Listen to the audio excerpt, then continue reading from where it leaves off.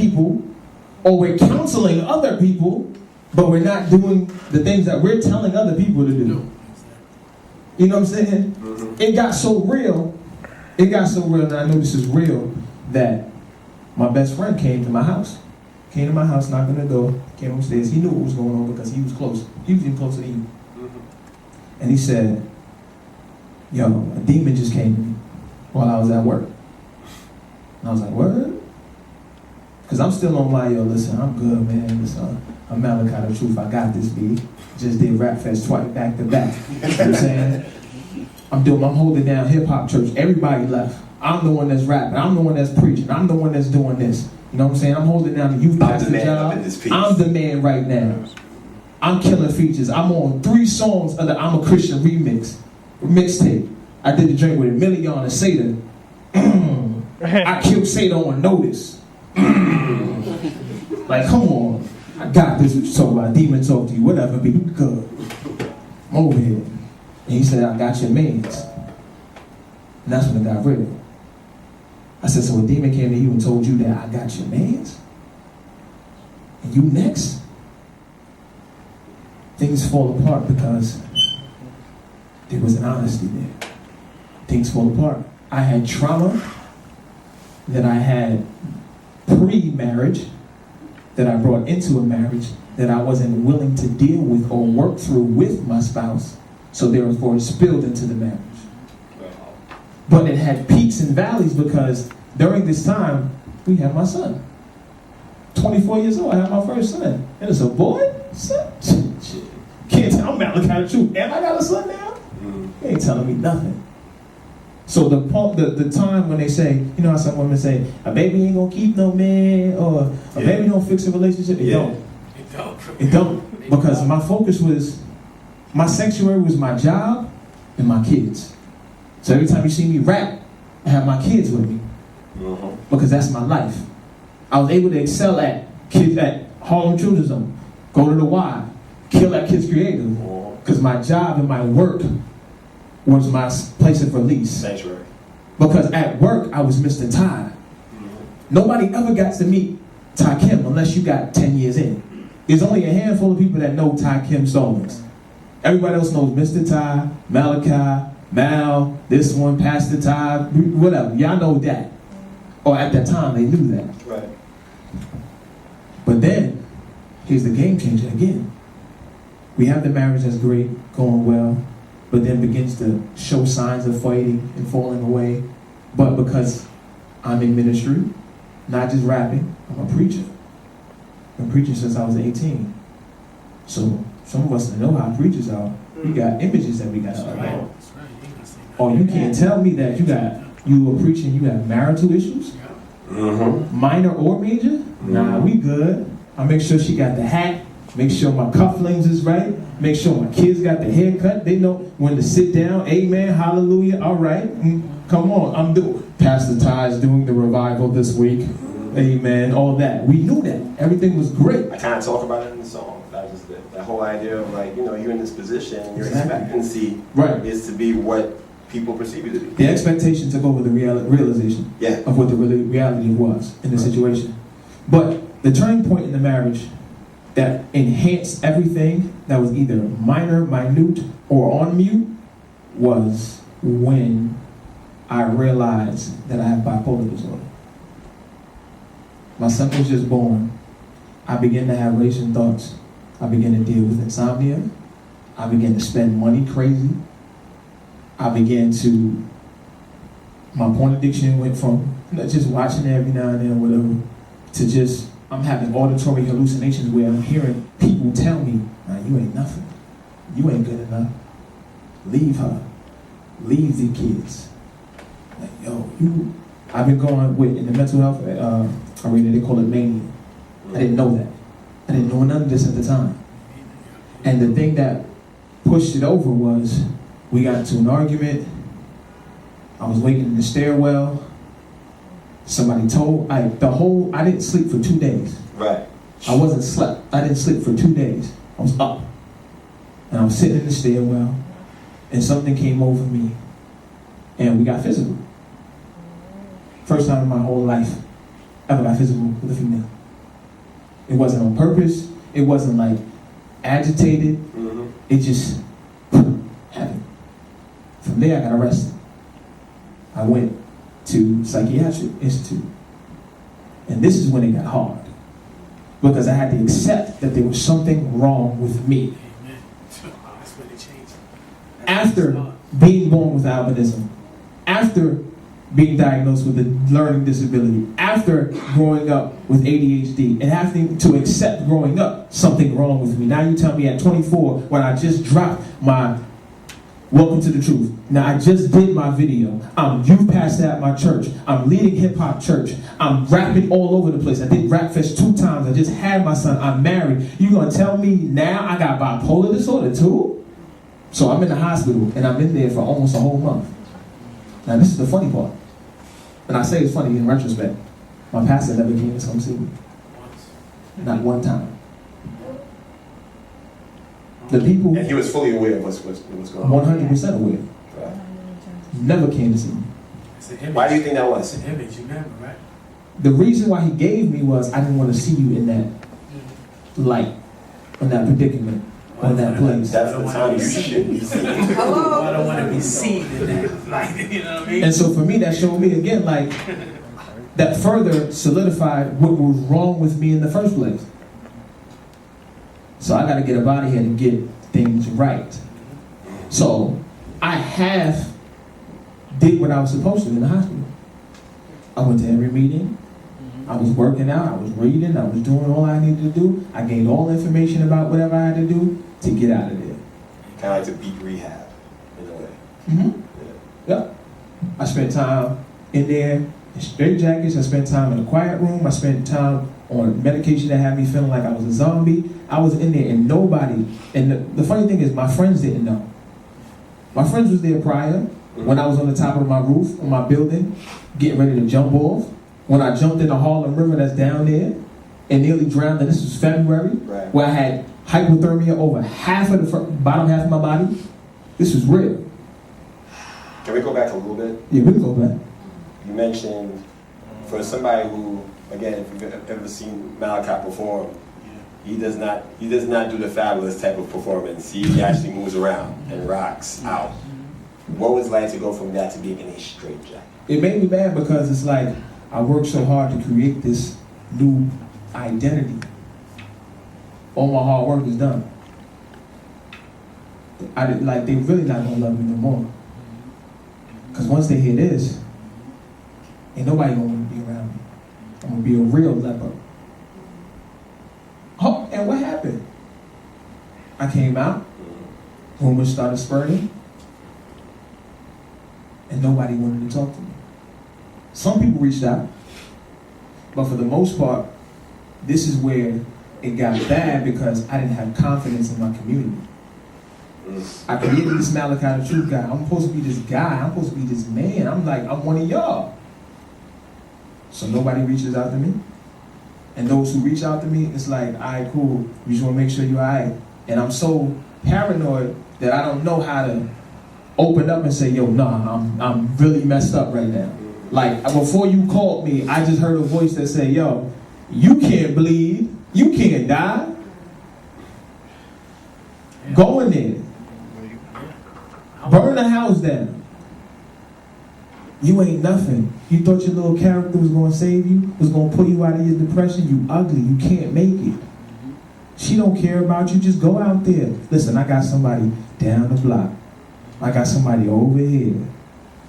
And these were the situations that I was going through. And at the time, she was scorned and hurt. But at the same time, she was aware of the condition that I was diagnosed with. And I got resentment because I felt like I was trying to do the best I can with what was given to me, but I didn't have the help from the person that was right next to me. Okay. Rightfully so. So you're in this place, you get out, obviously I'm privy to what's going on now, just stay with me. But at some point you get Oh, no, wait, you're going too far. Oh, okay, sorry. Because I got out. And before I was with you, I was in 145th Street Park right there on the baseball. That's where I was living. I was staying out there, right on the bench. right on the bleachers, and I would get up at 6 in the morning just to make sure I took my son to school because I didn't want them to know nothing was going on with their father. So I would get up, go there, I would go pick them up from school after work, bring them home, stay in the living room, stay away from her, stay away from everybody, then put them to bed and leave. And go to sleep in the park. Police coming, yo, you gotta leave. So I'm just walking Harlem. And then if I got tired, I was like, I get on the 1 train, or I get on the 8 train, because I know it's the longest train. Yeah. I go from 207th all the way down to my Ave, my Haven, or my Ave, I can't remember. Yeah, my Ave, and back. 2-3 times. You know what's crazy too is I was one of those dudes, Malakai, and I'm gonna be real, you know. When I was being the person that I was hiding and throughout all this and trying to show off and being this great minister, I was seeing your post. And I was seeing when you was keeping it real and saying, you know, this is what I'm doing, this is what I was facing, and you was telling your truth. And I was sitting there saying, what's this dude doing? But when I got to that moment, I appreciated every minute that you did that, bro, because you see, the truth really does set you free. Hey, so when him and I are able to put these records out and say this, you have to understand that we are free now. We're not gonna say this if we weren't free. Trust me, I would not come in front of all of y'all still having this porn addiction. Trust me, I wouldn't. So when I say for 2.5 years, I've been free of all of that. So that's where you didn't see me, because I finally got to know Christ and I was with him. So I just wanted to just say that, just to show him that, bro, you know, and then when I started to come out, then he reached out to me because he knows my pain. And he didn't, you know, and when he told me, yo, bro, I'm shocked that you put this record out, but I'm with you. I felt the love that I really wanted to feel from the people we were looking to feel it from, but only he can understand that because he been there. Right. Why were you shocked that he put the record out? I was shocked because, like he said, everybody that did reach out was like, yo, you gotta take it off of Facebook. Don't take it off of Facebook. What you mean, bro? This is all I got. I'm not a one like, yo, my man's is sitting right there. We nearly 20 years best friends in this thing. He know I ain't gonna tell nobody nothing. I ain't telling nobody. I ain't asking you for help. He know me. I'm gonna go and listen. I'll tell you right now, straight up, 100. We in college together. We in South Carolina, Rock Hill. Okay. We ain't got no jobs. We ain't got no money, no nothing. Okay. He talking about we gonna pray, God gonna give us something. I said, all right, you pray, I'm gonna make it happen. Knock at the door. He opened the door. Hey, yo, help me with this stuff, yo. It's coming from Walmart. I got mad food, yo. We about to eat. We good right now. We gonna pray later. That's the mindset. That's the type of person I am. That's the type of person I come from. Like, yo, I'm not gonna tell you nothing. I'm not gonna say nothing. I'm gonna deal with it myself. And everybody doesn't know how to ask for help or ask for help the same way. Right. So my bleeding on Facebook wasn't me just bleeding just to talk. I wasn't trying to get likes or smiley faces or hearts. I was trying to get you to help me. Exactly. That was me saying, yo, help me. Help me, right. And the inbox dry, the phone dry. Yeah. Oh, I'm praying for you. Bro, you know you ain't praying for me. I mean, if you is, like, you know where I'm at. Do you think that, again, based on the I'm gonna use the word facade. That's what it was, bro. Okay. At the time. Okay, so based on the facade, right? Do you think it was just a situation where people just did not know how to react? Some people, I really believe it. Sitting in retrospect, some people didn't know how to react to it. Some people didn't know how to react to it, and like I was angry for a while. I was angry for a while because I'm like, yo, there's some people who probably went through similar stuff that I went through, or know resources, or know what I can, like, point me in a direction, but nobody was saying nothing. So I tried to make it on my own, and it pushed me and her further and further away. It pushed us to a point where I was like, I had to come stay with you. Then I can't, after I leave you, I was like, all right, I'm gonna try my best. But it got worse and worse because, one, I didn't accept the clinical. I didn't accept that I had bipolar disorder. Right. It was that too. I was like, nah, ain't nothing wrong with me, baby. Like, chill, ain't nothing wrong. We got this. We got this. And I excelled in the areas that I excelled at because those were my comfort zones. So the later and later it would take to get home. You see me on the gram. The gram wasn't really out there like that. Yeah. You see me on the book with my kids. We ice skating. We doing this because my kids. That's my life. That's my lifeline. That's the only thing that kept me going back the 142nd every single day. Because every morning I'm like, yo, if this train go a little faster, I'm gonna jump in front of it. Okay. You know what I'm saying? So hold that for a second, because there's still a lot to get to. Believe it or not, but I wanted to bring it back to you. So you're in a place where now you're trying to see, even though you're in denial about your bipolar disorder, you're trying to make it happen with your wife again. No, honestly, no. That's not what's happening. What I was trying to do was, I was trying to be there for my kids. So when you got back to... Because the arrest messed me up. I lived 25 years as a black man in New York and never got arrested. Did I break the law? Yeah. But never got arrested. Never went through the bookings, never had to worry about it, never had a picture taken, never sat, and never experienced that. It was humiliating. So it wasn't humiliating, it was for me that I was raising 2 black sons. And this is post-Sean Bell. And even though I put it on myself, I don't know what the school was teaching, I don't know what they were noticing, or what they were gathering, or what they were cognizant of, but they know that my black dad is in jail now. You know what I'm saying? And it was like, dang, I let my kids down. I let my son down because now he may think it's okay to be in jail. Since I'm his hero, it's like, all right, cool. My dad went to jail, so let me try. Okay, so hold that for a second. Let's put it on pause. All right, so Gage, so you're realizing out of the 19 years that you've been saved, 17 of those weren't really saved years for you. So you realize that you have this situation, and you're married now. Obviously, you guys are not together. Walk us through that. Because it begs questions like, did you try to work it out? What started it? What did she notice? What made the whole thing just explode? One thing that I've come to realize, the most important thing that I've come to realize is that we don't wrestle against flesh and blood, as the word says. So my fight wasn't against my wife. My issue was against the enemy himself, and that's Satan himself. You know what I mean? And so it started since I was a kid. Right. So what Malakai said is very important, especially for men. We really have to understand that we need to go back and check where all this started from. Yep. You know what I mean? And a lot of times, us as men, we have pride issues where we feel like, like if we get a broken arm, we go to the doctor and we try to get it fixed. But we don't go to the brain doctor. And we don't talk to therapists. We don't do therapy. We don't. So I actually, so to get to where you was trying to just to get to, in the midst of all the marriage, throughout the marriage, I'm serving Christ and I'm going to church and she's following behind me and just doing whatever I was doing because I didn't really feel like she had a real relationship with Christ. She just did what David did. And she felt like, David she knew who I was back in the day, and she knew that I've changed from then. So she was saying, well, wait a minute, for David to change, we know something must be good here. So she came to Christ in that aspect.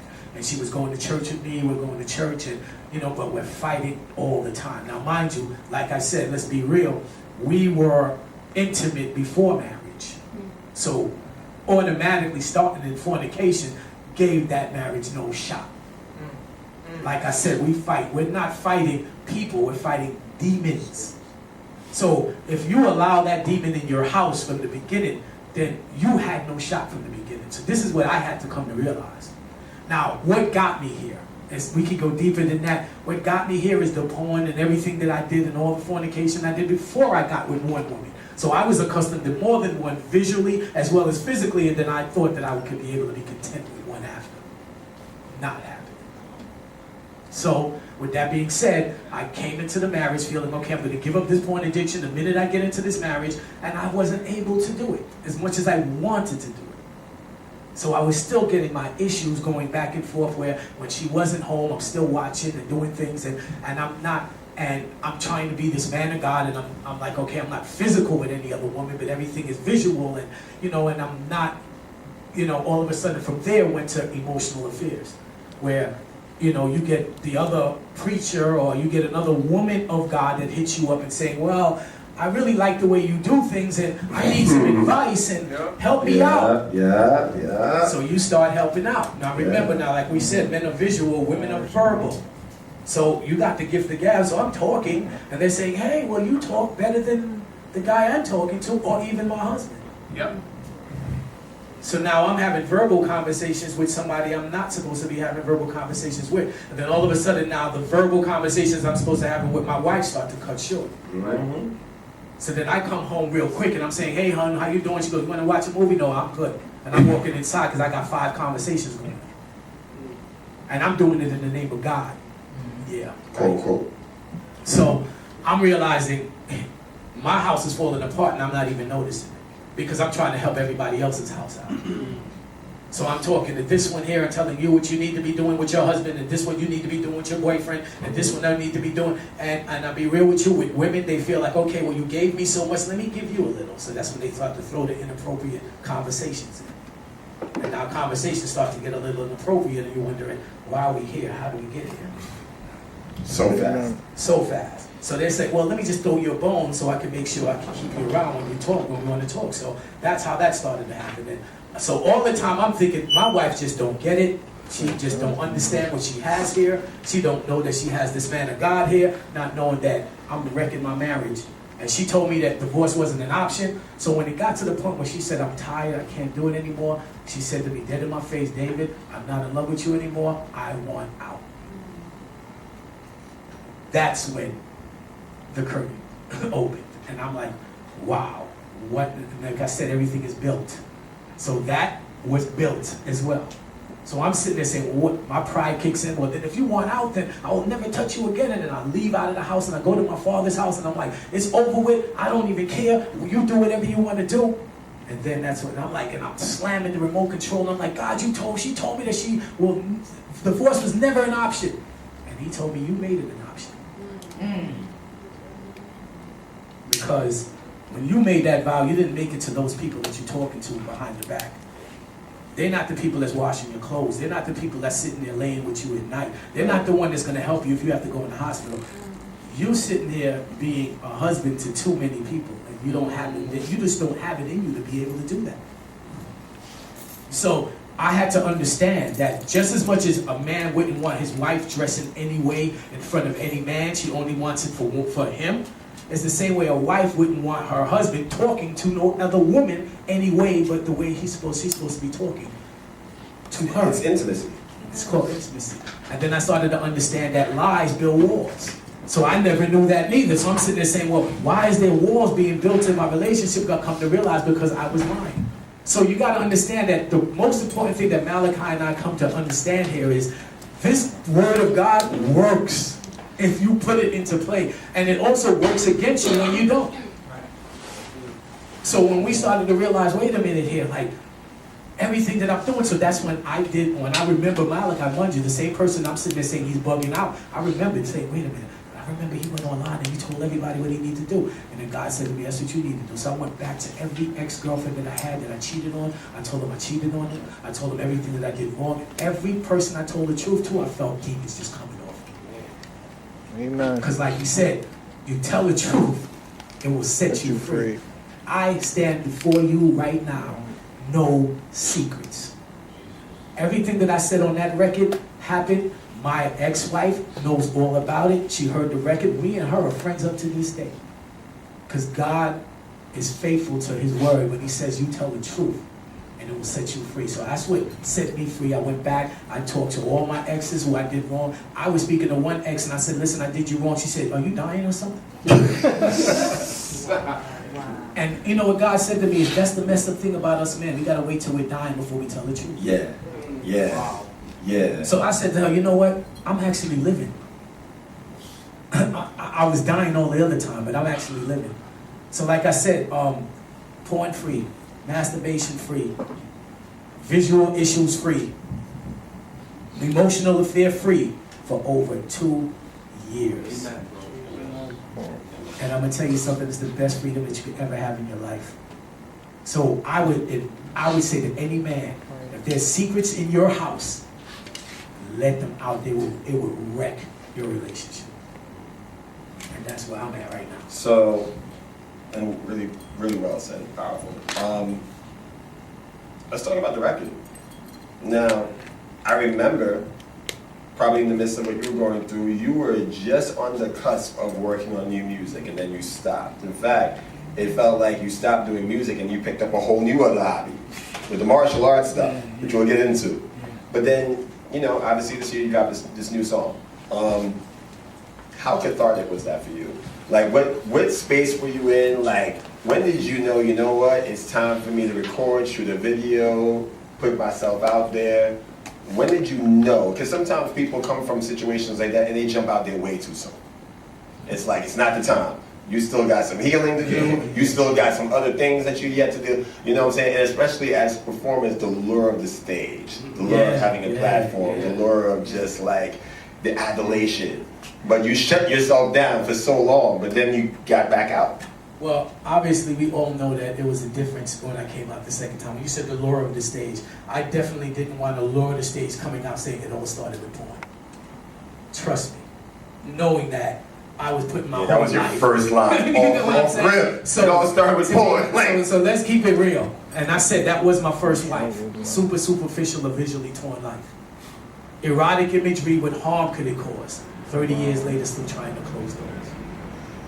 So there's no way in the world I came back out here to tell y'all that so I could be the greatest entertainer in the world. That's not the truth.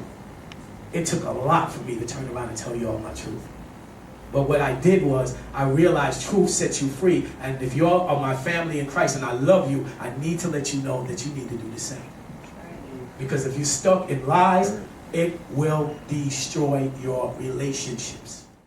Thanks for checking out this episode of the Christian Hip Hop Shop. Now check out samples of Malakai's verse on Party with Jesus by New Vision and Gage's verse on Going Back. Enjoy. Lottie Dottie, truth like the party. Loose from the noose, rockin' yoke that is godly. No goose or Bacardi, I don't fool with the naughty. No longer in my nature, not smack nor saucy. 9 is when it all started. I was done with all the wildin' out. Broken hearted, girlfriend departed, so I quickly started on another route.